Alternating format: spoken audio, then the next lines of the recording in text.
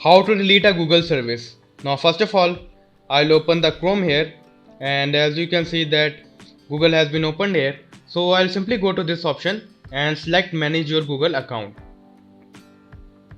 So now as you can see that on this side I have got multiple options like personal information, data and privacy.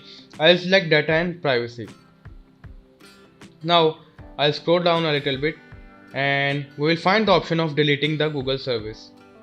So yeah, here it is. Here we have got two options, download your data or delete a Google service. I will select delete a Google service.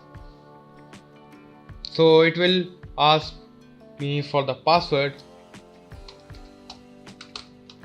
I'll simply enter the password here.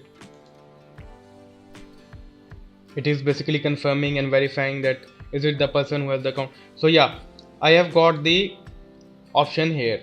So let's say if I want to delete YouTube, I can delete YouTube by simply clicking it, and if I will select this Gmail, then Gmail will be deleted. So this is how to delete a Google service. Thank you for watching. For more videos, please subscribe.